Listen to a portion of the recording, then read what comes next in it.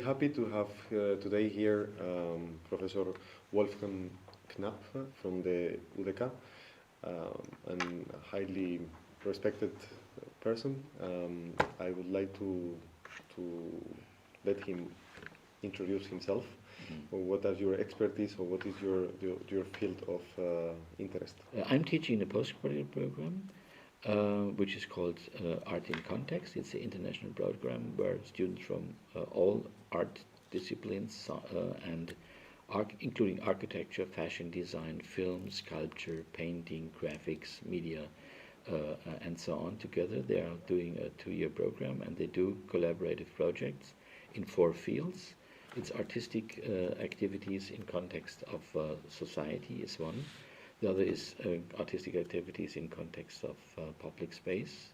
The other is in cultural institution, and the focus I do is artistic activities in context of image production in media and science. So there is a lot of collaboration projects with research centers worldwide. We did this, I can say, frankly, and some other institutes, like in China, try to start to develop a similar program. And well, I'm teaching there, and I'm a member of the 5-headed group that leads the Eureka at the moment, and head of the Commission for to support advanced studies in art and sciences, which supports interdisciplinary collaborations within the school, which are beyond the regular study programs.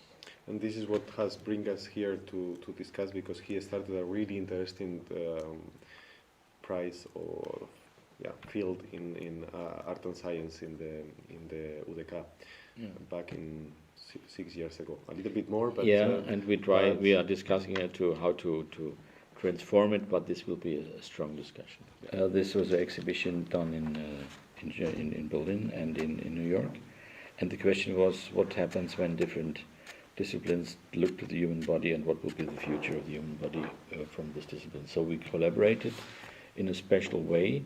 It's in German English publication, so it's readable for you easily. This is only no answers, questions accompanying the interdisciplinary project Missing Link between art and biomedical research. So we only have a list of questions this we are focusing on. I believe that sometimes to try to look for answers is a secondary step.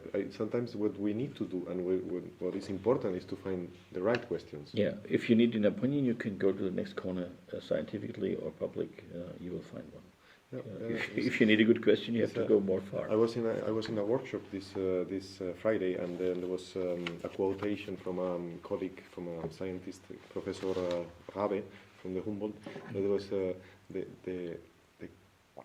most important thing in science is to find the right questions. And I replied to the presenter. To dare to find the right question. And the scissor in your head. Yeah. Because you can say, you know which questions you may ask with a guarantee that you will never get a funding for that. So the point is, where is the reservoir of the questions you cannot ask now, but you are very convinced that they are important.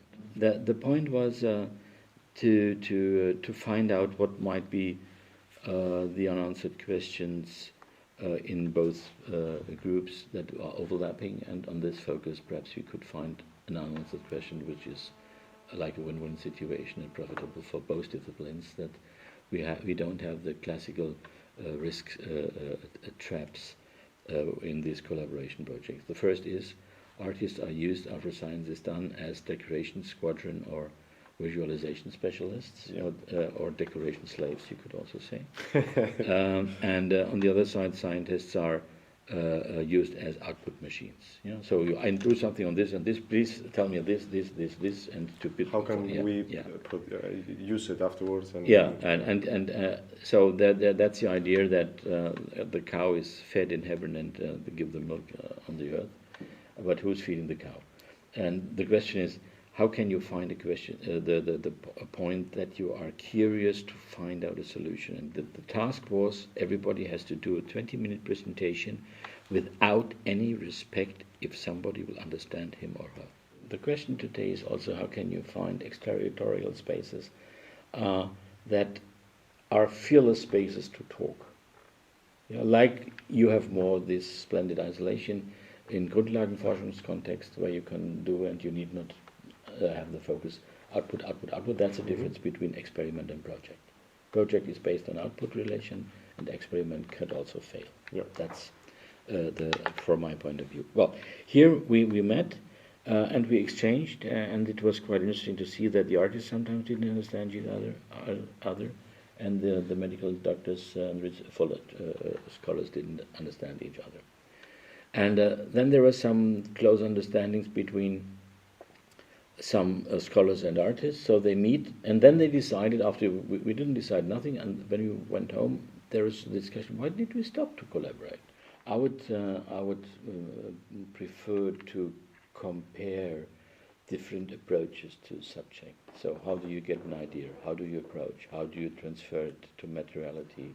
Or how do you make it, you can transform it, that that there is a perception on any level of sense is possible. And then you have we are beyond this mystification of art, because if you look historically, you have the artist as genius, you have the artist as therapist, the artist as ethnologist. So you have always these waves, which art is, and I try to get rid of this exceptional moment. And I would like to look to these specific activities in the different disciplines, and when this fits, very often people can collaborate. Yeah, it's the same a little bit, which they start earlier in anthropological museums. Before they had a tribal presentation context. Yeah, one tribe, and you show everything. What they do, dum dum dum dum dum dum dum, and then you have it's difference based. Yeah. They started in Palais de Tokyo, Musée de l'Homme in Paris, to have a subject like making bread.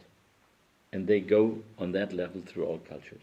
And so you see similarity.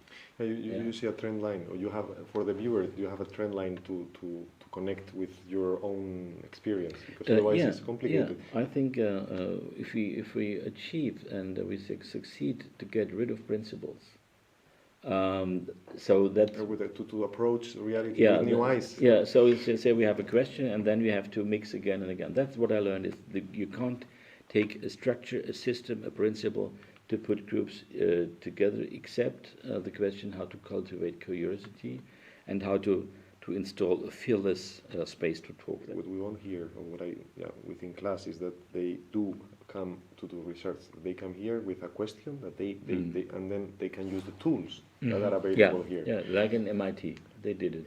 And this is one of the of course they are an very good example of what we want, but we don't, like things like CERN, Arts at CERN, or other, like the VAC Society. I think they do not have this. They have a more design approach.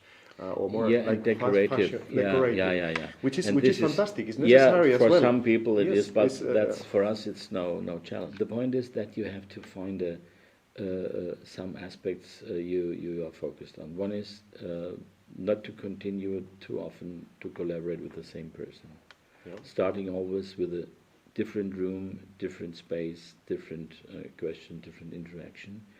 A little bit like Corbusier did it. So every one of his staff knew when he got the contract is only for that building, for that time, in that bureau, and so on. They change furniture, space, bureau, everything, because he said it's too risky that you always hang on the same chair. But then people create this frame of mind. Yeah.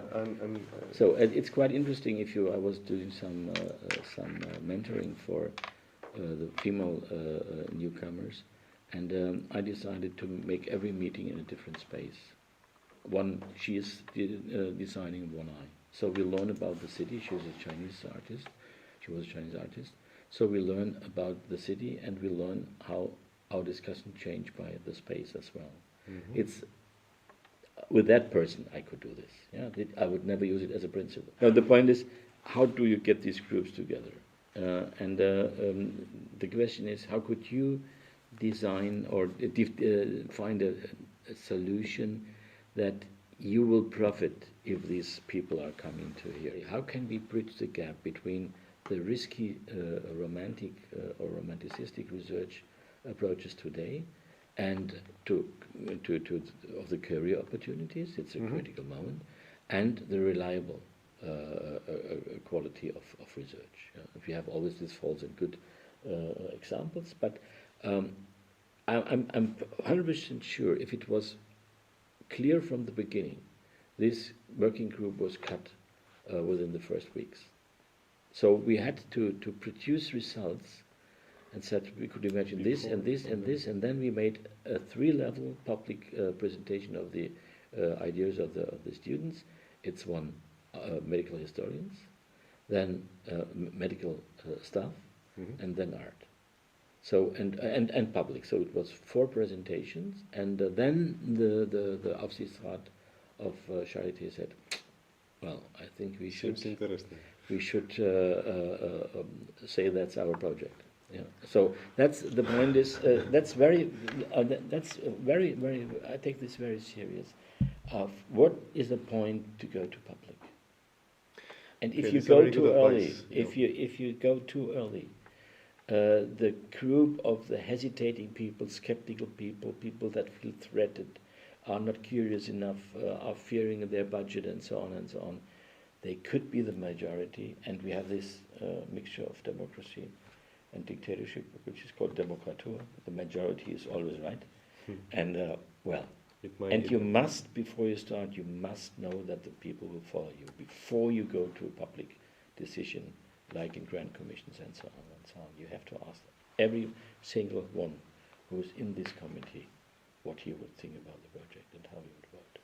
If you go in like this, you could be slaughtered in 1 minute. Imagine you are 5 years older and class worked well. Yeah. What did you discover on a professional level for yourself? So for me, what I would have discovered, what I'm foreseeing that I will discover is that a lot of people have interest questions to present, and I would like to witness this. I would like to be able to and also there is of course some ego part there of being able to being the one that has helped to this to happen. You know, like this interaction, this possibility to create this possibility is something that for me the engine that keeps me running. Like of course this year is just I got it to work with an amazing team that is supporting in the back for zero budget, because this year we are working for free basically, and it is only about curiosity and about the believing in what we do, that we think this is possible. Yeah, and to avoid the risk that you have also to do a documentation of your mental scars you got during this process. Yeah, the point is, what was the professional question, the professional challenge in your field that you decided once to approach to artists, not to art, to artists? To artists, it's because What was the unanswered question that you say, I cannot answer this question without collaboration with artists? And if there's no point, I think there shouldn't be a collaboration. What kind of art production or art making or art presentation might be supporting you with a specific knowledge that you cannot develop within your framework of research? And you must find a place where you can develop good mistakes. Yeah, because if you don't make mistakes, you will not approach. And this is this elimination of the possibility to make good prepared, high professional level mistakes. This is a lack in academic teaching from my point of view. I believe that promoting this will open myself and my daughter opportunities, because it's just another path, it's just another way, it's just a possibility of exploration, because this trend line that is very effective, it's very fast, but I think sometimes we take it too seriously to be efficient, and sometimes you need to explore, because you could say only efficient is not enough. Yeah, that's a very good, To be only efficient is not enough. Personally, I do agree. It's like some medical doctors say, living healthy only is not That's funny. funny enough. One of the problems of science, that is, the public or the society perceive it as a very close compartment, and to open it to the people, I think, is very important, and it's one of the aims we have with class. We teach now, since 3 years, a course in Charité where medical doctors and students of my course are studying together, and the title is Disease, Dying and Death in Art and Medicine, Image Production and Image Producing and using images, and the influence of medical action and artistic action.